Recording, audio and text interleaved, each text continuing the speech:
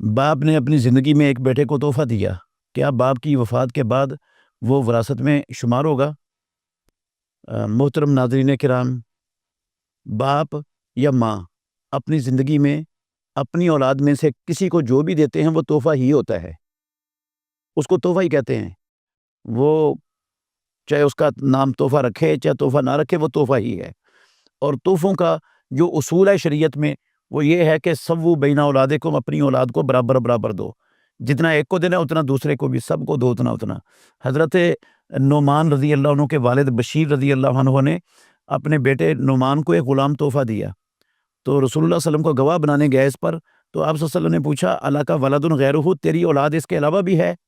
اس نے کہا جی اللہ کے نبی، اس کے علاوہ بھی اولاد ہے۔ آپ نے فرمایا اکل ولدک نحلت مثلہ، کیا تو نے اپنی ساری اولاد کو اتنا اتنا تحفہ دیا جتنا اس کو دیا ہے؟ اس نے کہا نہیں۔ تو رسول مکرم صلی اللہ علیہ وسلم نے فرمایا یا ساری اولاد کو اتنا اتنا دے، نہیں تو اس سے بھی واپس لے لو۔ نعمان کہتے ہیں پھر میرے باپ نے مجھ سے واپس لے لیا، کیونکہ اس کے پاس ساری اولاد کو اتنا اتنا دینے کی استطاعت نہیں تھی۔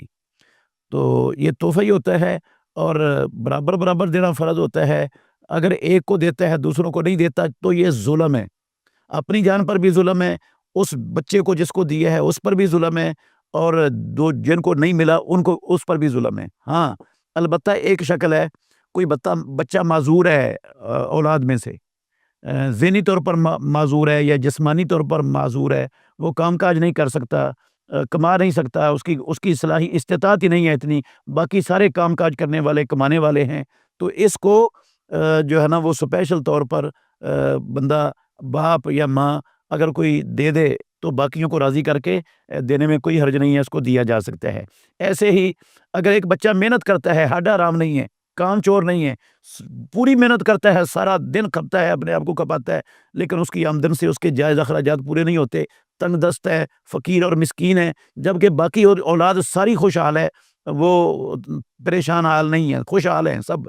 تو ایسے بچے کے لیے اگر ماں باپ کے پاس کوئی چیز ہے، وہ ایسے بچے کو دے دیتے ہیں باقیوں کو راضی کر کے، تو اس میں بھی انشاءاللہ پھر یہ ظلم کے اندر داخل نہیں ہوگا۔ اور اگر ایسا کر چکے ہیں، علم نہیں تھا، تو اس کو یا تو وراثت بنا دیں، اور یا پھر باقیوں کو بھی اتنا اتنا دے دیں جتنا اس کو دیا ہے۔